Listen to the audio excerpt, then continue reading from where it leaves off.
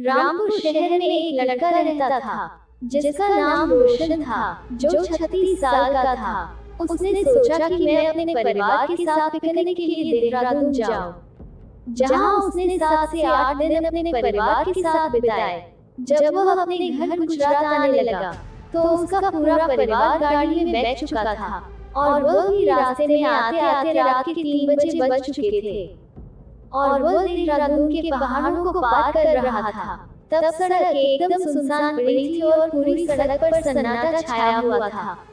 अचानक रोशन की गाड़ी के आगे एक औरत दिखाई दी, जिसके काले घने लंबे बाल और सफेद रंग की साड़ी पहनी हुई थी और वह दूर से ही हाथ हिलाकर गाड़ी को रोकने का इशारा कर रही थी।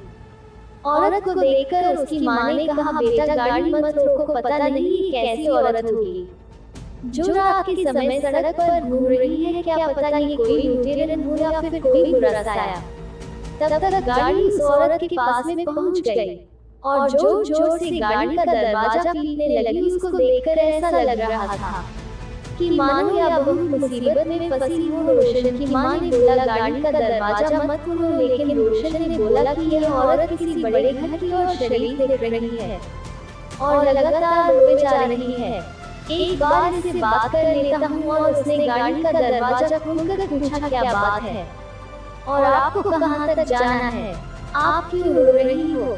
तब औरत ने बोला कि मेरी गाड़ी खाई के नीचे गिर गई है और उसमें पीछे वाली सीट पर मेरी छोटी बेटी फंस गई है, कृपया आप मेरी मदद करो। इतना सुनकर रोशन खाई की तरफ दौड़ा और उसके पीछे उसका पूरा परिवार भी दौड़ा। रोशन सड़क के नीचे खाई में उतरा और गाड़ी का दरवाजा पीटने लगा, लेकिन दरवाजा नहीं खुल रहा था। उसने किसी तरह की ऐसे पीटकर गाड़ी का कांच तोड़ दिया और लड़की को उतार लिया। वो लड़की लगातार रोए जा रही थी। मैंने बोला, बेटा तुम्हारी मम्मी पीछे ही खड़ी है, अपनी मम्मी के पास जाओ। तभी वो लड़की मम्मी मम्मी बोले जा रही थी। फिर मैंने उसको अपनी गोदी में उठा लिया और ऊपर आने लगा। तभी मेरी निगाह गाड़ी के आगे वाली सीट पर गई। शीशे के अंदर कुछ धुंधला धुंधला सा दिख रहा था। मैंने वह भी कांच तोड़ा तो देखा आगे वाली सीट पर एक औरत बैठी हुई थी, जिसका माथा फूट गया था, खून बहुत सारा निकल रहा था और वो मर चुकी थी। तब मैंने पीछे मुड़कर देखा कि वो औरत वही है। तब तो मेरे होश उड़ गए और तभी मेरा परिवार इकट्ठा होकर मेरे पास आ गया। ये भयानक दृश्य सबने देखा। जो औरत मर चुकी थी उसी ने हमसे मदद लेकर अपनी बच्ची को बचाया। रात में हमें उसके बाद वहाँ कोई नहीं दिखा। हमने आवाज भी लगाई तो भी वो औरत दोबारा नहीं आई और हम बच्ची को लेकर अपने घर आ गए। अभी तक वह लड़की हम लोगों के साथ हमारे घर में रहती है।